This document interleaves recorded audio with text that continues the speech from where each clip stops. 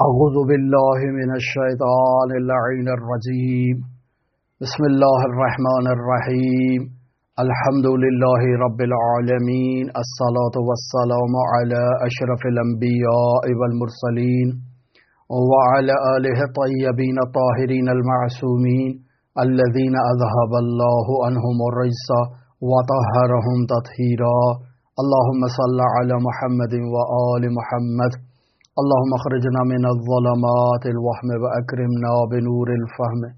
اللهم افتح علينا أبواب رحمتك وانشر علينا خزائن علومك برحمتك يا أرحم الراحمين. السلام على الحسين وعلى علي بن الحسين وعلى أولاد الحسين وعلى أصحاب الحسين. عزیزان محترم، ایک نہایت اہم موضوع کا آغاز ماہ ذی حج کے آخری ایام میں اور محرم الحرام کے آغاز کے ایام میں ہم نے آپ کے سامنے کیا، اور وہ درواقع بچے کی تربیت کا موضوع تھا۔ ماں کے حمل کے ایام کے دوران وہ جنین جو ماں کے وجود میں پرورش پا رہا ہے، اس کی تربیت ہونا چاہیے۔ لہٰذا ہم نے رسول خدا صلی اللہ علیہ وآلہ وسلم کی نورانی حدیث کو سرنامہ کلام قرار دیا، ادبوا اولادکم فی بطون امہاتہم، بچوں کو ان کی ماؤں کے رحموں کے اندر ان کی تربیت کرو۔ قیل وکیف ذالک یا رسول اللہ، اے اللہ کے حبیب، اللہ کے رسول، بتائیں ہم ماں کے بطن کے اندر اور ماں کے رحم میں موجود بچے کی کیسے تربیت کر سکتے ہیں؟ فقال، رسول خدا صلی اللہ علیہ وآلہ وسلم نے ارشاد فرمایا، بِإِطْعَامِهِمُ الْحَلَالَ، انہیں حلال رزق کھلاؤ تاکہ ان کی تربیت ہو سکے۔ پھر ہم نے رسول خدا صلی اللہ علیہ وآلہ وسلم کی نورانی حدیث بیان کی کہ السعید من سعد فی بطن امہ، سعید وہ انسان ہے جو ماں کے رحم میں سعید پرورش پاتا ہے۔ والشقی من شقی فی بطن امہ، اور انسان شقی وہ ہے کہ جو دوران جنینی ماں کے رحم میں شقی ہو جاتا ہے۔ پس در واقع یہ نورانی کلمات اس اہم نقطے کی طرف اشارہ کر رہے ہیں کہ بچے کی تربیت ماں کے رحم میں ہونا بہت ضروری ہے۔ اور عزیزان محترم، اس موضوع کو اگر مزید کھولا جائے اور مزید اس کو وضاحت کے ساتھ آپ کے سامنے اگر بیان کیا جائے تو بچے کی تربیت کے 3 مراحل قابل بیان ہیں۔ پہلا مرحلہ وہ ہے جو روایات کی روشنی میں بیان کیا جا سکتا ہے، وہ یہ ہے کہ بچے کا نطفہ ٹھہرنے سے پہلے اس بچے کی تربیت مکمل کی جائے، یعنی ایسے اقدامات کیے جائیں کہ بچے کا نطفہ جو ٹھہرے تو یہ سعادت مند بچے کا نطفہ ٹھہرے۔ پس کچھ مراحل ایسے ہیں کہ جو نطفہ ٹھہرنے سے پہلے کے ہیں، اور کچھ مراحل ایسے ہیں جو دوران حمل کے ہیں۔ ماں نے جب اس بچے کو اپنے وجود میں، اپنے حمل میں اٹھایا ہے اور باردار ہوئی ہے، حاملہ ہوئی ہے، اب ماں کی ذمہ داری ہے کہ اس بچے کی تربیت کرے دوران حمل۔ اور تیسرا مرحلہ وہ ہے کہ جب یہ بچہ اس دنیا میں آتا ہے، اس کی پیدائش ہو جاتی ہے، اب اس بچے کی تربیت کرنا نہایت ہی اہم کام ہے۔ میں ان تینوں مراحل کو آپ کی خدمت میں واقعات کی صورت میں بیان کرتا ہوں۔ چونکہ دوبارہ اس موضوع کا آغاز کر رہا ہوں آپ کی خدمت میں، تو کچھ واقعات سے اس نقطے کو آپ کی خدمت میں بیان کرتا ہوں۔ عزیزان محترم، ہم نے فقہ اسلامی میں ایک فقہی قانون پڑھا ہے۔ وہ فقہی قانون یہ ہے کہ اگر ایک حیوان حلال گوشت انسان کی نجاست کو استعمال کرتا ہے اور نجاست کو کھاتا ہے، تو اس حیوان کا گوشت استعمال کرنے سے پہلے، اس کا دودھ استعمال کرنے سے پہلے، اس کے جو دوسرے منافع ہیں اور دوسری حلال چیزیں ہیں، مثلا اگر مرغی ہے تو اس کا انڈا کھایا جاتا ہے، مچھلیوں کے بھی لوگ انڈے کھاتے ہیں، تو ان حلال چیزوں کو استعمال کرنے سے پہلے اس حیوان کا استبرا ہونا یہ ضروری ہے۔ لہٰذا بعض فقہا کہتے ہیں کہ احتیاط واجب کی بنیاد پر اس کا استبرا کروایا جائے۔ بعض فقہا کہتے ہیں احتیاط مستحب کی بنیاد پر اس حیوان کا استبرا کروایا جائے، لیکن اگر ایسا نہ کروایا جائے تو یہ حیوان جو حرام خوراک کھانے کا عادی ہو چکا ہے یا حرام خوراک کو استعمال کرتا ہے، تو در واقع اس حیوان کو استعمال کرنے سے انسان کے وجود پر نیگیٹو آثار اخلاقی اعتبار سے مرتب ہوں گے اور انسان وہ کمالات حاصل نہیں کر پائے گا جو ایک انسان نے حاصل کرنا ہے۔ لہذا روایات کی روشنی میں فقہا نے باقاعدہ تفصیل بیان کی ہے کہ اگر اونٹ نجاست کھاتا ہے تو اونٹ کا استبرا کروایا جائے، 50 دن تک اس اونٹ کو باندھ دیا جائے اور اسے حلال پاکیزہ طیب و طاہر غذا دی جائے۔ اگر ایک گائے ہے اور وہ گائے ایسی نجاست کو استعمال کرتی ہے تو اس گائے کو ایک جگہ باندھ دیا جائے، 20 دن یا 30 دن اسے حلال خوراک کھلائی جائے تاکہ اس کا استبرا ہو جائے۔ ایک بھیڑ ہے، ایک بکری ہے، اگر وہ نجاست کو استعمال کرتی ہے تو اسے باندھ دیا جائے، 10 دن اسے پاکیزہ خوراک کھلائی جائے، حلال غذا کھلائی جائے۔ اگر مرغ ہے، بطخ ہے یا ایسی کوئی پرندہ ہے جو حرام چیز کھانے کا عادی ہو گیا ہے تو اسے 5 دن یا 7 دن اسے اس کی ٹانگ کو کسی رسی سے باندھ دیا جائے اور اسے صرف اور صرف پاکیزہ حلال خوراک اسے دی جائے تاکہ یہ کھائے۔ اگر مرغ ہے تو اسے 3 دن، یعنی مرغابی اور بطخ کو 5 یا 7 دن ہے، مرغ کو 3 دن جو ہے وہ استبرا کروانا چاہیے۔ اور اگر مچھلی ہے وہ حرام کھا رہی ہے تو اس مچھلی کا استبرا یہ ہے کہ اسے 24 گھنٹے یعنی دن اور رات مکمل 24 گھنٹے اسے صرف اور صرف حلال خوراک دی جائے۔ یہ اس حیوان کو پاک کرنے کے لیے نہایت ضروری ہے۔ سوال یہ پیدا ہوتا ہے کہ اگر انسان حرام خوراک کھانے کا عادی ہو جائے، اگر ایک انسان شراب نوشی کا عادی ہے، ایک انسان جو ہے وہ ربا خوری کا عادی ہے، ایک انسان لقمہ غصبی کو کھاتا ہے، ایک ناجائز خوراک کو استعمال کرتا ہے، ایک غصبی خوراک کو استعمال کرتا ہے، ایک حرام خوراک کو استعمال کرتا ہے، تو سوال یہ پیدا ہوتا ہے کہ کیا اس انسان کا استبرا ہونا ضروری نہیں ہے؟ بہت ضروری ہے عزیزان محترم۔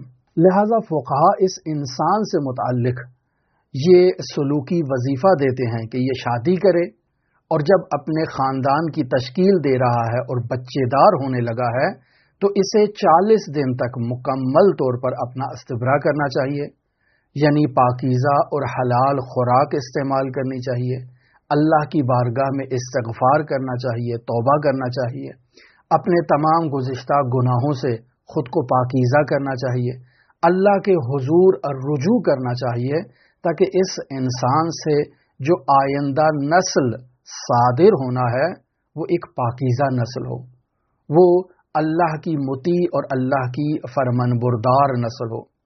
لہذا 40 دن تک انسان کے لیے یہ وظیفہ دیا جاتا ہے کہ وہ خود کا مراقبہ کرے۔ عزیزان محترم، یہ نہایت ضروری ہے، اور اگر انسان ایسا مراقبہ نہیں کرتا تو جو اس نے زندگی میں کرتوت انجام دیے ہیں وہ اس کی اولاد میں اس کے وجود سے منتقل ہوں گے۔ یہاں آپ کی خدمت میں ایک واقعہ بیان کرتا ہوں۔ ایک 16 سال کا نوجوان ہے، مستند واقعہ ہے، وہ ایک عالم کی طرف رجوع کرتا ہے اور عالم سے تقاضا کرتا ہے کہ میں فلاں لڑکی کا عاشق ہوں۔ روزانہ جب وہ اسکول سے آتی ہے تو میں اپنے دروازے پر کھڑا ہو جاتا ہوں اور اس کو دیکھتا ہوں، خوشی محسوس کرتا ہوں، لذت محسوس کرتا ہوں، اور جب وہ اپنے گھر سے باہر نکلتی ہے تو میں اسے مشاہدہ کرتا ہوں، میں اس کا عاشق ہوں، اور اسی جنون عشق میں نے اس کا نام بلیڈ کے ذریعے سے اپنے ہاتھ پر لکھ رکھا ہے۔ آپ مجھے بتائیں مجھے کیا کرنا چاہیے؟ مولانا نے اس نوجوان کو نصیحت کی کہ آپ ابھی 20 سال کے ہو، آپ ابھی 16 سال کے ہو، ابھی آپ اپنے پیروں پر کھڑے نہیں ہوئے ہو، آپ کی ابھی تعلیم مکمل نہیں ہوئی ہے، یہ طریقہ کار جو آپ نے اپنا رکھا ہے یہ اسلامی آداب کے برخلاف ہے۔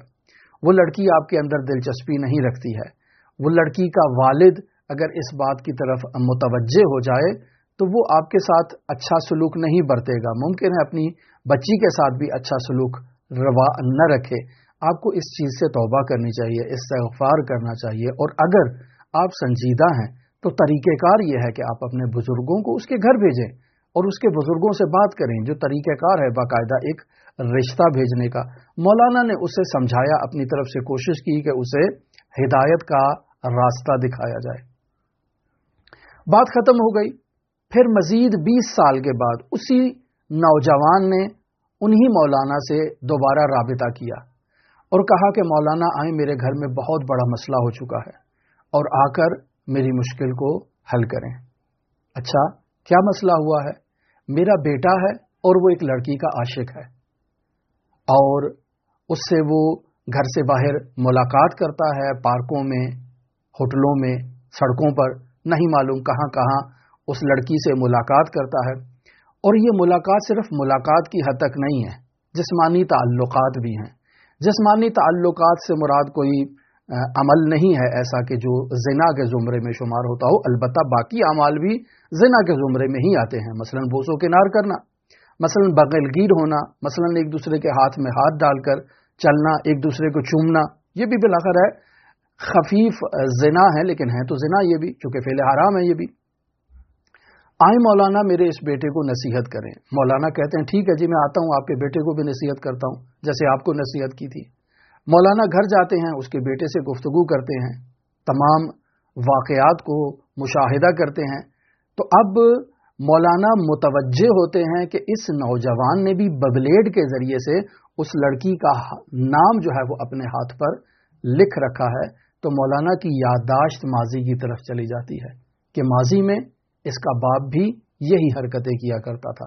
मुंतहा इस शिद्दत में नहीं था कि वो लड़की को किसी पार्क में ले जाए, किसी होटल में ले जाए, किसी खलवत की जगह पर ले जाए, उसका हाथ थाम ले, उसको चूम ले, उसको अपने गले से लगा ले। ऐसे काम इसके बाप ने नहीं किए। इसका बाप फकत इसको देखता था उस लड़की को, और उसने भी अपने हाथ पर ब्लेड से उस लड़की का नाम लिखा था। यही तमाम हरकत शिद्दत के साथ उसकी औलाद में मुंतकिल हुई हैं। इसकी औलाद भी लड़की को मुशाहिदा करती है और ब्लेड से उसने अपने हाथ पर उस लड़की का नाम लिख रखा है। बस मौलाना दरवाके मुतवज्जे हुए कि इस्लामी तालीमात में जो ये नुक्ता बयान किया जाता है कि वालिदैन को चाहिए कि वो औलाद की पैदाइश से पहले अपने आप को आमादा कर लें, अपना इस्तिबरा कर लें, अपने आप को पाकीज़ा कर लें, और अगर ऐसा नहीं करेंगे तो उनका किरदार, उनकी रफ्तार उन्हीं के नुत्फ़े के ज़रिए से उनकी औलाद में उनकी जो खुसूसियात हैं वो मुंतकिल होंगी। वमन यअमल मिस्काल ज़र्रतिन शर्रन यरा, कि जो ज़र्रा भर भी शर को अंजाम देगा वो उसे देखेगा। उस शर को मुजस्सम सूरत में अपने सामने देखेगा या उस शर को अपने आमाल व किरदार और रफ्तार में अपनी औलाद के अंदर इस अंदाज में मुशाहिदा करेगा जैसे इस मौलाना ने जो है वो उस नौजवान की औलाद के अंदर जो है वो इस अमल को, इस चीज़ को मुशाहिदा किया। बस अज़ीज़ान मोहतरम, इस वाक़े से हमें ये बात मालूम हो जाती है, वाज़े हो जाती है कि अगर वालिदैन हमल ठहरने से पहले मुराक़बा नहीं करते, अपने माजी के गुनाहों से इस्तिग़फ़ार नहीं करते, अल्लाह तबारक व तआला की बारगाह में खालिसतन रुजू नहीं करते, अल्लाह तबारक व तआला की जो अहकामात हैं उन अहकामात पर अमल नहीं करते, सोम व सलात की पाबंदी नहीं करते, तहारत व निजासत का ख्याल नहीं करते, हलाल व हराम की रिआयत नहीं करते, तो यही चीज़ें जो उनकी ज़िंदगी में हैं ये उनकी औलाद में उनके नुत्फ़े के ज़रिए से मुंतकिल होंगी। लिहाजा ऐसे में उनकी औलाद उनके लिए वबाल जान बन जाएगी। अज़ीज़ान मोहतरम, आप सब जो इस गुफ्तगू को सुन रहे हैं अपने अतराफ में या खुद अपनी ज़िंदगी में, इस चीज़ को तजर्बा करें कि क्या आपकी ज़िंदगी में आपकी कोई ऐसी खुसूसियात हैं जो आपकी औलाद में मुंतकिल हुई हैं। बतौर मामूल जब बच्चा पैदा होता है तो जो अतराफ में अफराद मौजूद होते हैं वो उसके नए नक्श को देखते हैं कि ये माँ पर गया है या बाप पर गया है। जैसे जैसे बड़ा होता है उसकी आदत व अतवार को देखकर कहते हैं कि ये आदत इसके बाप की है, ये इसकी माँ की है, ये इसके दादा की है, ये इसकी नानी की है, ये इसके पड़नाना की है, ये इसकी फूफी की है, ये इसकी खाला की है, हत्ता यहाँ तक जो है वो आदत व अतवार बच्चे में मुंतकिल होती हैं। तो अज़ीज़ान मोहतरम, इंसान अपना ख्याल और अपना मुराक़बा क्यों नहीं रखता? ये वाक़या दर वाक़े بچے کی نطفہ ٹھہرنے سے پہلے اس کی تربیت سے متعلق ہے۔ اب ہم آتے ہیں دوسرے مرحلے کی طرف کہ بچے کا نطفہ ٹھہر چکا ہے، بچہ ماں کی آغوش میں ہے، اب اگر اس کا خیال نہ رکھا گیا اور اس کی تربیت نہ کی گئی تو یہ بچہ جو ہے وہ انسان کے لیے جو ہے وہ وبال جان بن سکتا ہے۔ ہم اس کا ایک ایسا واقعہ آپ کی خدمت میں نقل کرتے ہیں کہ جو نہایتی حساسیت کو جو ہے وہ بیان کرتا ہے۔ یہ واقعہ در واقع ملا محمد تقی مجلسی رحمۃ اللہ علیہ اور ملا محمد باقر مجلسی رحمۃ اللہ علیہ سے میرات الاحوال و روضات الجنات میں اس خاندان سے متعلق اس واقعے کو تحریر کیا گیا ہے۔ در واقع مسئلہ کچھ یوں ہے کہ دوران حمل اگر ماں اپنا خیال نہیں رکھتی، اپنی خوراک کا خیال نہیں رکھتی اور خوراک میں بھی پاکیزگی کا اگر خیال نہیں رکھتی ہے تو اس کے وجود میں پلنے والے بچے پر اس کا گہرا اثر ہوتا ہے۔ ملا محمد تقی مجلسی ہیں اور ملا محمد باقر مجلسی ابھی بہت ہی چھوٹے ہیں، تو ملا تقی مجلسی بیٹے کو لے کر مسجد چلے جاتے ہیں تاکہ نماز پڑھائیں۔ بچہ ہے، اسے مسجد کے صحن میں چھوڑ دیتے ہیں تاکہ یہ بچہ کھیلے۔ خود ملا محمد تقی مجلسی مسجد کے اندر تشریف لے جاتے ہیں نماز پڑھانے کے لیے۔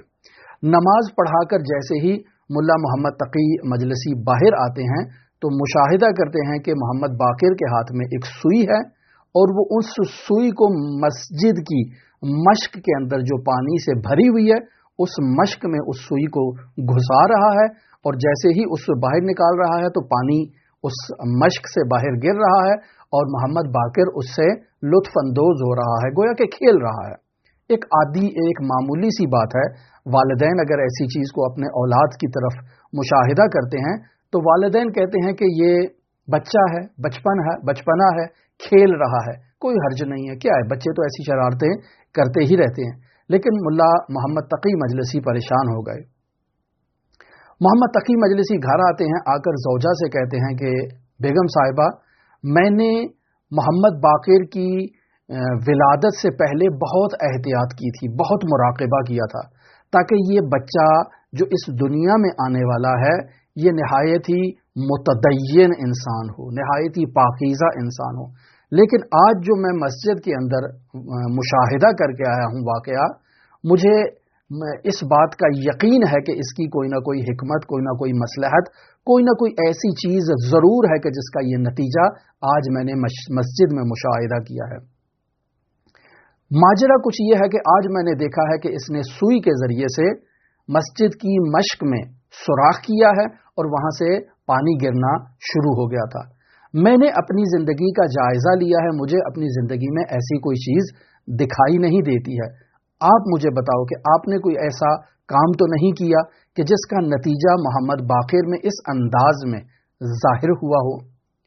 تو وہ خاتون خانہ کہتی ہیں کہ جی ہاں، جب محمد تقی سے حاملہ تھی تو اس وقت میں ہمسائی کے گھر گئی تھی کسی کام سے، اور وہاں انار کے درخت پر لگے ہوئے انار دیکھ کر میرے جی للچایا اور میرا دل چاہا کہ میں ان اناروں سے استفادہ کروں، لیکن شرم و حیا کے باعث میں جو ہے وہ ہمسائی سے نہیں کہہ پائی، لیکن اپنی ایک سوئی اتار کر میں نے اس انار کے اندر ڈالی تھی، اور پھر جب وہ سوئی باہر نکالی تو اس کے اوپر جو ایک انار کا ذائقہ تھا اس ذائقے کو میں نے چکھا ہے۔ تو یہاں ملا محمد تقی مجلسی متوجہ ہو جاتے ہیں کہ یہی وہ ماجرا ہے جو آج میں نے مسجد میں اس کیفیت میں مشاہدہ کیا ہے۔ بس عزیزان محترم، آپ خود توجہ فرمائیں کہ جو حدیث ہم نے سرنامہ کلام قرار دی کہ ادبوا اولادکم فی بطون امہاتہم، کہ اپنی اولاد کی تربیت ان کی ماں کے رحم میں اور ماں کے بطن میں کرو، کیسے؟ انہیں حلال خوراک کھلا کر۔ تو اب یہ درواقع دیکھیں، سوئی کا انار کے اندر جانا اور انار سے باہر آنا، اس میں کتنا جو ہے وہ انار کا رس لگا ہوگا، لیکن وہ ایک ذائقہ جو ذائقہ حرام تھا، اس کی تاثیر یہ ہوئی کہ اس بچے نے مشق کے اندر جو ہے وہ سوراخ کیا اور مشق سے پانی ظاہر ہونے لگا۔ البتہ اسے کہا جا سکتا ہے کہ یہ بچپنا ہے اور بچپن کی شرارتیں ہیں، لیکن یہ واقعہ در واقع اس نقطے کی طرف اشارہ کر رہا ہے کہ یہ غذا جو ماں کھاتی ہے وہ ماں کی خوراک اس بچے پر کس قدر اثر انداز ہو سکتی ہے۔ ماں اگر قرآن مجید کی تلاوت کرتی ہے تو بچے پر اثر ہوگا، ماں اگر باوضو رہتی ہے تو بچے پر اثر ہوگا، ماں اگر جو ہے وہ حرام مناظر کو مشاہدہ کرتی ہے تو بچے پر اثر ہوگا، ماں اگر غیبت تہمت کی مجالس میں بیٹھتی ہے تو بچے پر اثر ہوگا، ماں اگر مجالس عزا میں اور مجالس اہل بیت میں اور مجالس میلاد میں بیٹھتی ہے تو بچے پر مثبت اثر ہوگا۔ لہٰذا انسان کو اس تمام حالات کا خیال رکھنا چاہیے۔ اب آتے ہیں بچے کی ولادت کے بعد اس کی تربیت کے مراحل۔ عزیزان محترم، ہم آغاز کرتے ہیں بچے کو دودھ پلانے سے متعلق۔ شیخ مرتضی انصاری رحمۃ اللہ علیہ کی والدہ ہیں اور وہ کہیں بیان کرتی ہیں کہ مجھے شیخ مرتضی انصاری سے جو توقع ہے وہ اس حالت سے کہیں گنا زیادہ ہے۔ کیوں؟ چونکہ میں نے اس بچے کے لیے بہت زحمت کی ہے، بہت محنت کی ہے۔ 2 سال میں نے شیخ مرتضی کو دودھ پلایا ہے، لیکن کبھی بغیر وضو کے میں نے مرتضی کو دودھ نہیں پلایا۔ سخت ترین سردیوں میں جب برف کی شدت ہوا کرتی تھی، میں آدھی رات کو اٹھتی تھی، برف کو توڑتی تھی، اسے پگھلاتی تھی، اس کے پانی سے وضو کرتی تھی اور پھر مرتضی کو میں اٹھاتی تھی اور پھر بسم اللہ کہہ کر اسے اپنے سینے سے لگاتی تھی۔ اب میں نے 2 سال یہ ریاضت کی ہے اس بچے کے لیے، تو مجھے اس بچے سے جو توقع ہے وہ کئی گنا زیادہ ہے۔ جو اب اس مقام پر پہنچا ہے، میری توقع اس سے کئی گنا زیادہ ہے۔ اب آپ دیکھیں شیخ مرتضی انصاری کی ماں نے جو زحمت کی تو اس سے نتیجہ کیا نکلا؟ خاتم الفقہا، خاتم الاصولیین، شیخ اعظم شیخ مرتضی انصاری جیسی شخصیت وجود میں آئی ہے۔ یہ درواقع ماں کی تربیت ہے، جو درواقع انہوں نے اس دنیا میں بچے کی پیدائش کے بعد 2 سال جو ان کی تربیت کی ہے رضاعت کے ایام کے دوران۔ مقدس اردبیلی کی والدہ کا آپ کی خدمت میں تذکرہ کروں۔ مقدس اردبیلی کی والدہ کہتی ہیں کہ ہرگز میں نے مشکوک غذا کو، لقمہ مشکوک کو اپنے حلق سے نیچے نہیں اتارا، اور بچے کو دودھ پلانے سے پہلے میں ہمیشہ باوضو رہا کرتی تھی، اور میں نے کبھی نامحرم کو نگاہ نہیں ڈالی اور نامحرم کی طرف نہیں دیکھا۔ اب آپ اس کا اثر جو ہے وہ مقدس اردبیلی کی طرف دیکھیں اور ان کی زندگی کے وہ مقدس ترین واقعات اور مقدس ترین حالات جو ان کی زندگی میں ہیں، یہ درواقع ان کی ماں کی تربیت کا اثر ہے۔ اور آپ امام خمینی رحمۃ اللہ علیہ کی طرف دیکھیں، کتاب چشمہ آفتاب میں مرحوم امام خمینی رحمۃ اللہ علیہ کے والد سید مصطفیٰ خمینی سے یہ بات نقل کی جاتی ہے کہ انہوں نے خود جو ہے وہ خاور خانم کا انتخاب کیا جو خمینی کو اس بچپن میں 2 سال کے لیے دودھ پلائے، اور تاکید کی کہ اس خاتون کو صرف اور صرف آغائے پسندیدے کے گھر سے اس نے غذا استعمال کرنی ہے اور کھانا کھانا ہے کہ کہیں خدائی نہ کر دے اس کے وجود سے کوئی ایک ایسا قطرہ جو شبہ ناک ہو دودھ کا، وہ روح اللہ خمینی کے حلق میں اتر جائے اور اس سے بچے کی تربیت پہ ایک نیگیٹو اثر پڑے گا۔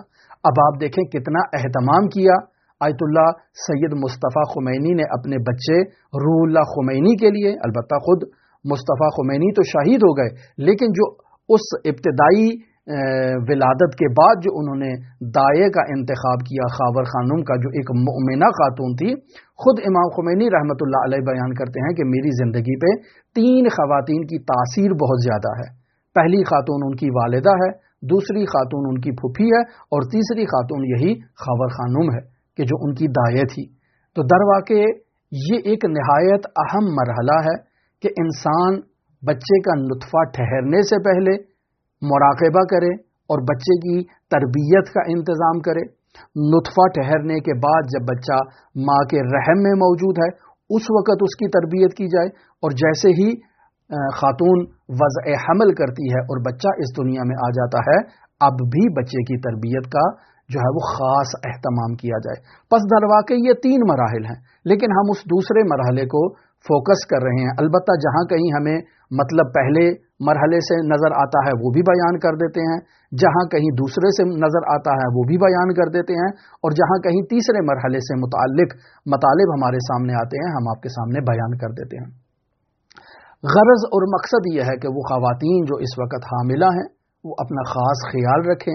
انہوں نے ایک پاکیزہ زندگی کو، ایک مؤمن انسان کو اس دنیا میں وجود دینا ہے. دعا گو ہیں کہ خداوند متعال ان تمام ماؤں کو یہ حوصلہ دے، یہ توفیق دے کہ وہ اپنا خاص خیال رکھیں اپنی خوراک کا، حلال خوراک کا، عبادات کا، پاکیزگی کا، طہارت کا، تاکہ ان کے بچے پر اس کا مثبت اثر ہو. دعا گو ہیں کہ خداوند متعال ان ماؤں کو صالح پاک دامن اولاد اس دنیا میں وجود میں لانے کی توفیق عطا فرمائے. دعا گو ہیں کہ خداوند متعال ان تمام ماؤں کی جو اس وقت حاملہ ہیں ان کی اولاد کو امام زمان اجل اللہ تعالی فرجہ الشریف کا سرباز، مجاہد اور امام کی فوج کے اور لشکر کے سپاہی میں قرار دے. دعا گو ہیں کہ تمام وہ مومنین جو دنیا جہان میں جس جس نقطے پر، جس جس مقام پر موجود ہیں، اگر ان کی زندگی میں کوئی مشکلات ہیں خداوند متعال ان مشکلات کا خاتمہ فرمائے. جو مومنین بے روزگار ہیں خدا ان کو روزگار عطا فرمائے. جو بے اولاد ہیں اللہ انہیں اولاد نرینہ عطا فرمائے. جو مقروض ہیں، محتاج ہیں، اللہ ان کے قرضوں کو خزانے غیب سے ادا فرمائے. اللہ ان کی احتیاجات کو پورا فرمائے. جو مومنین ظالموں کے ظلم میں پس رہے ہیں اللہ ان ظالموں کو نیست و نابود قرار دے. جو مومنین پریشان حال ہیں اللہ ان کی پریشانی کو دور فرمائے. جو اپنے بچوں کی تعلیم و تربیت کے لیے پریشان ہیں، بچوں کی شادی کے لیے پریشان ہیں، بچوں کے روزگار کے لیے پریشان ہیں، بچوں کے اولاد کے لیے پریشان ہیں، اللہ ایسے والدین کی پریشانی کا خاتمہ فرمائے اور انہیں اپنی اولاد کے لیے خوشخبری عطا فرمائے. دعا گو ہیں خداوند متعال منجی عالم بشریت حضرت صاحب العصر والزمان کے ظہور میں تعجیل فرمائے اور ہمیں حضرت کے اصحاب و اعوان و انصار میں شمار فرمائے. آپ تمام مؤمنین کے لیے امام رؤوف علی ابن مصر رضا کی بارگاہ میں نائب الزیارہ بھی ہیں اور دعا کو بھی ہیں. اللہم صلی علی محمد و آل محمد وعجل فرج قائم آل محمد.